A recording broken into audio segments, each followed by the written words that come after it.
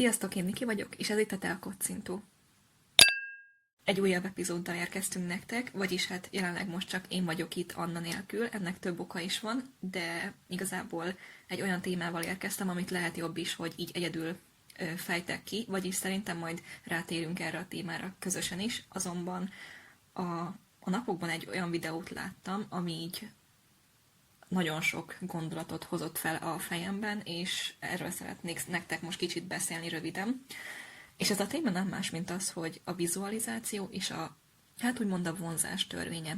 Tehát tudom, hogy nagyon sokan ezzel a dologgal szkeptikusak, azonban én nagyon hiszek ebben, tehát hogy én teljesen biztos vagyok abban, hogy az életünk minőségét, meg magát az életünket is befolyásolja az, hogy mi hogyan állunk a dolgokhoz, és hogy igazából mit gondolunk róla, vagy hogy igazából a tudatunk, tehát hogy mire szoktunk gondolni, és hogy ugye ezek befolyásolják a saját életkörülményeinket.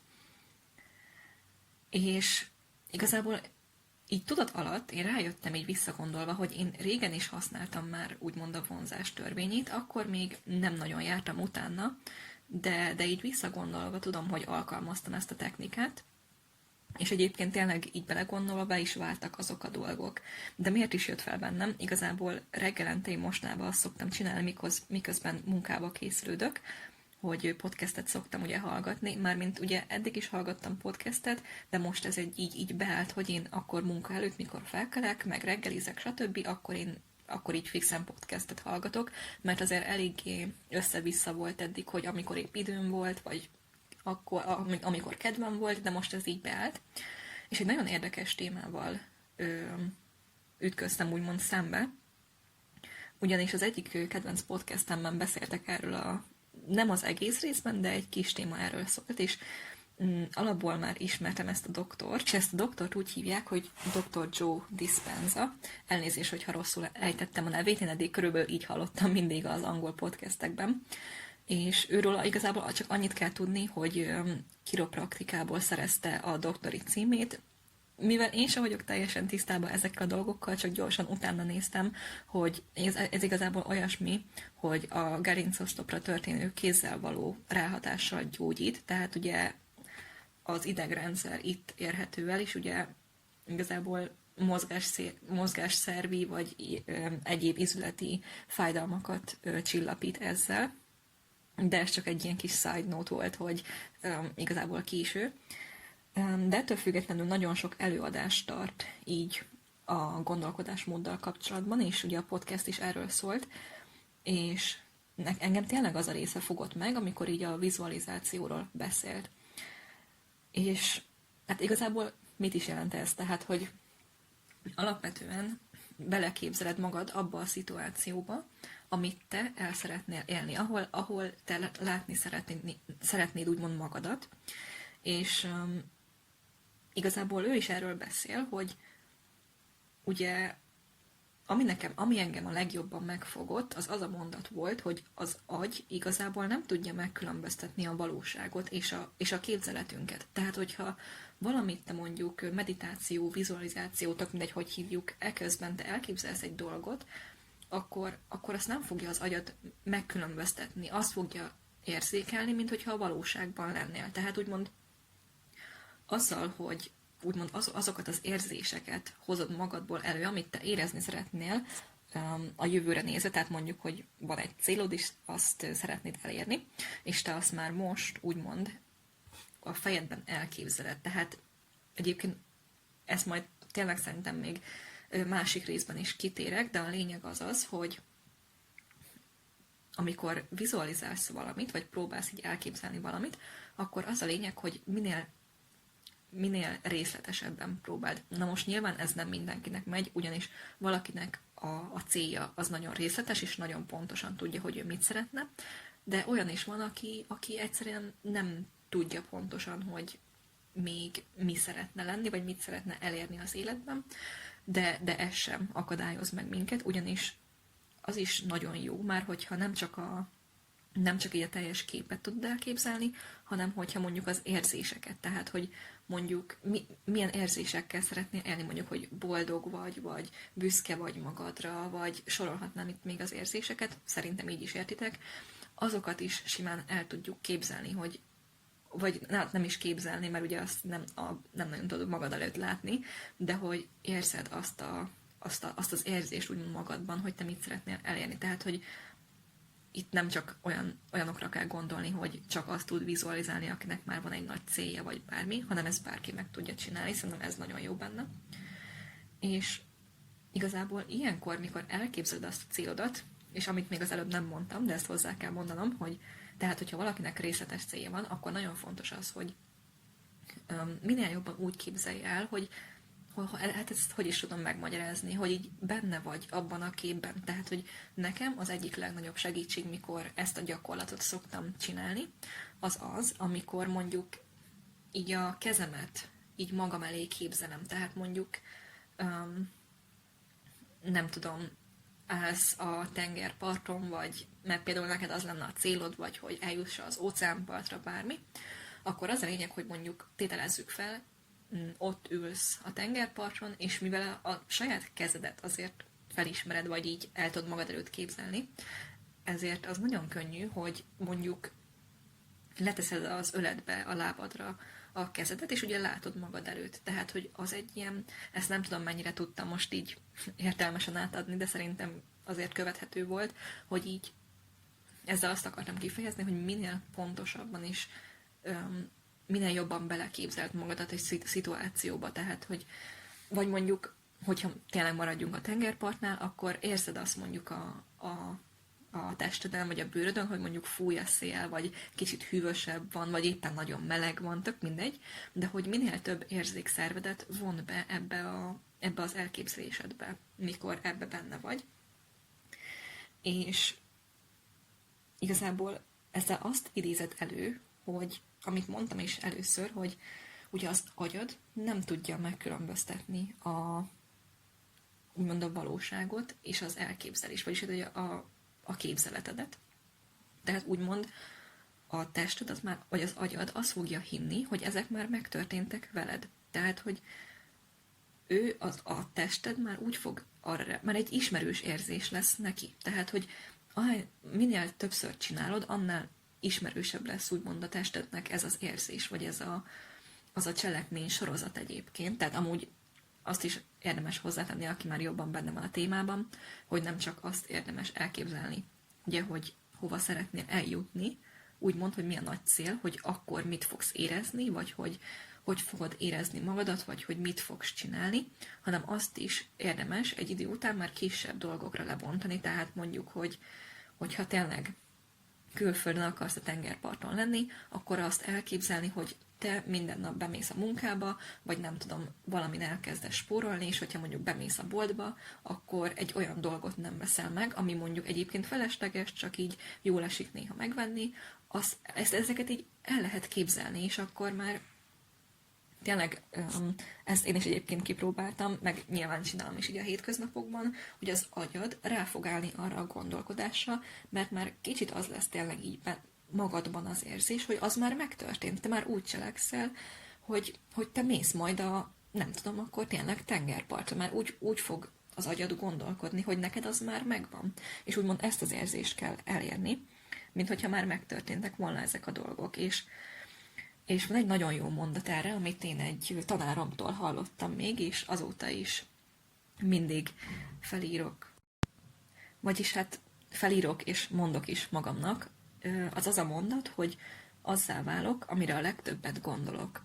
És ezt is teljesen így a vonzás törvényének tudom be igazából, mert teljesen erről szól, hogy tényleg, amit a fejedben a legtöbbet elképzelsz, amire a legtöbbet gondolsz, te afelé fogsz tendálni, tehát, hogy sokkal nagyobb esély van rá, hogy te azt a bizonyos dolgot el fogod érni.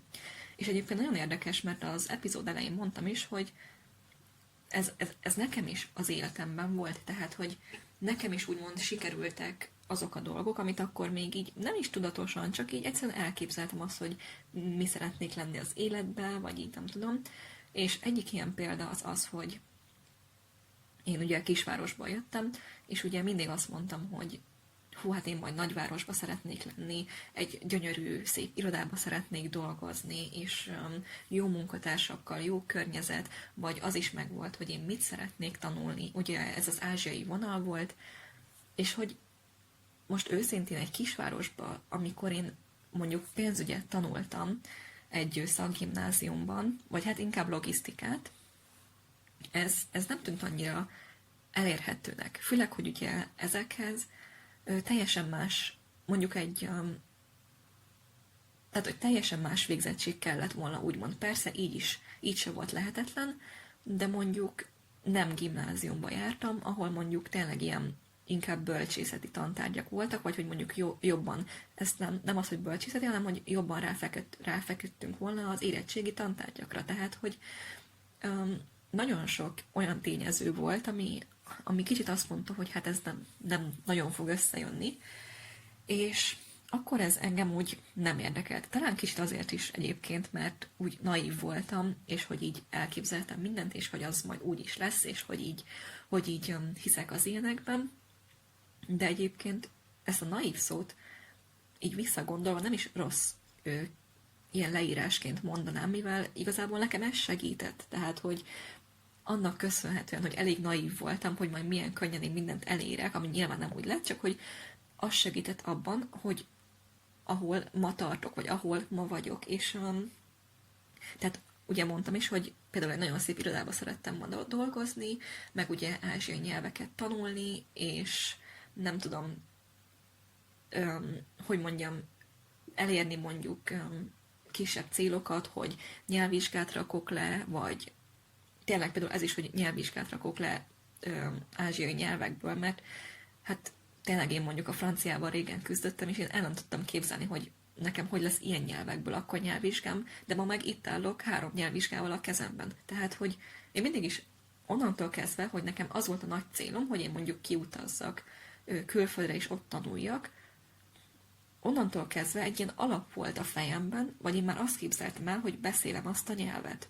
Az, hogy nekem 3 nyelvvizsgám van, azt így hozta magával az utam. Tehát, hogy ez nyilván nem csak úgy történt, hogy én elképzeltem, és akkor úgy bevonzottam meg mindent. Tehát, hogy azért ezt a részét viszont hülyeségnek tartom, hogy azért nem úgy működik, hogy te elképzeled, hogy mondjuk ott vagy az óceánparton, és akkor majd te csak úgy hirtelen ott leszel, mert nyilván nem, hanem azokért bizonyos kis lépéseket meg kell tenni. Tehát én is rengeteget tanultam ezért, és nagyon sokszor inkább szenvedéssel járt ez a nagy cél.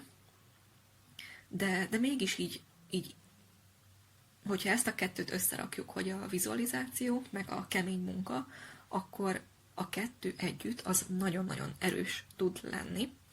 És igazából ugye most, hogyha úgy nézzük, az irodai jellege a régi elképzelésemnek is összejött, tehát, hogy igazából egy olyan irodába dolgozok, amit én mindig is elképzeltem magamnak, és ez azért is érdekes, mert nem feltétlen kötődik a szakmámhoz, meg kötődik ahhoz, hogy mit tanultam, de mégis kicsit eltérő. Tehát, hogy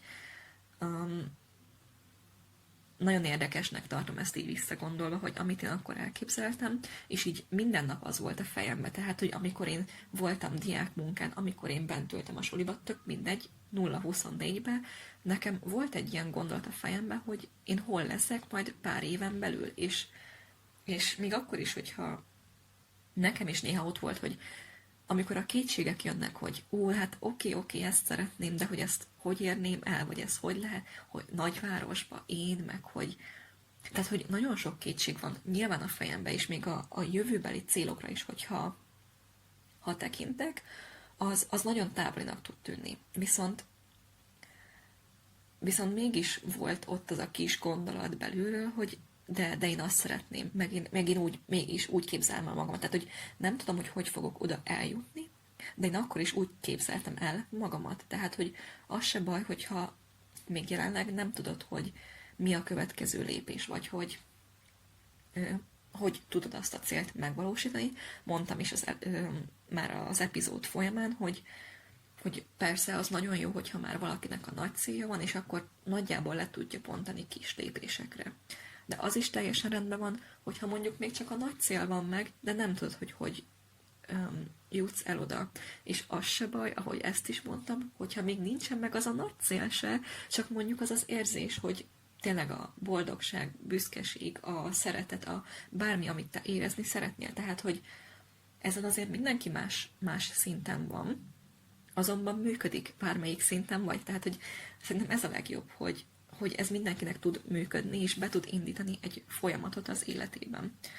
És amit még a legjobb ilyenkor szerintem, vagy ami a legjobb még ebben, hogy úgymond, hogyha elképzeled így a jövőképedet magad előtt, akkor igazából már nem vársz arra, hogy beteljesüljön az, amit te szeretnél, mert a tested, az elméd, az agyad, az már úgy fogja venni, hogy mint hogyha már megtörtént veled volna az az esemény. Tehát, hogy ahogy mondtam, és hogy úgy fogsz viselkedni a hétköznapokban. Tehát azzal a tudattal vagy, hogy te már mondjuk eljutottál a tengerpartra, az óceánpartra, bármi, és ugye a tested már így fog gondolkozni. Ezeket az érzéseket fogja generálni, így a hétköznapokban is. Tehát, hogy amit te mindig elképzelsz úgymond magadnak, és úgymond már ebben élsz, és innen kezdődik az a bizonyos folyamat, hogyha ezt már elérjük, hogy az érzések már úgymond tényleg annyiszor megcsináltad a vizualizációt, és benne van a hétköznapidban, hogy te már ezzel a tudattal élsz, akkor hidd el, hogy el fog kezdődni ez a folyamat. És mondom, nagyon sokan szkeptikusak a témában, de én akkor is azt mondom, hogy ha még szkeptikus is valaki, akkor is, és mondjuk nem hiszi el, hogy emiatt fog mondjuk a nagy célja valóra válni, akkor is érdemes ezt a gyakorlatot csinálni. Ez most így nem feltétlenül hangzott így értelmesen, ezt úgy értem, hogy belegondolva, hogyha így elkezdjük ezeket elképzelni, és kicsit kiszakadunk a külvilágból, és úgymond a saját elménknek, tudatunknak köszönhetően így boldog perceket okozunk úgymond magunknak, akár mondjuk lefekvés előtt, vagy mondjuk felkelés után, akkor szerintem az már jobb, mert már az nyilván egy más attitűdöt fog kelteni az emberbe, hogyha így fogja fel a dolgokat. Tehát, hogy ha még valaki szkeptikus is, hogy az sikerülni fog, vagy bármi, akkor is szerintem érdemes ezeket a gyakorlatokat elvégezni. Egyébként majd lehet, hogy linkelni is fogok be videót, ami nekem nagyon sokat segített, és aki még nem jártas a témában, annak is jó lehet arra, hogy segítse a vizualizációt. Van magyar videó is, de mondjuk amit én szinte napi szinten meg szoktam csinálni, mert az rövidebb, az angol, de egyébként azt is nagyon nem egy bonyolult nyelvezete van, tehát hogy azt is könnyen meg lehet érteni, de majd szerintem mindkettőt fogok valahova linkelni, de majd úgy is fogom jelezni így a leírásnál, vagy bárhol igazából, majd meglátom ez hogy lesz. És hát igazából ennyi lettem volna mára. Nem szerettem volna túlhúzni ezt a részt, mert még biztosan fogunk erről beszélni, mert tudom azt, hogy Annának is nagyon közel áll a szívéhez az a téma, tehát biztosan még jelentkezünk ezzel. És hát egy nagyon szép további hetet kívánok és kitartást mindenkinek, jövünk a következő résszel. Sziasztok!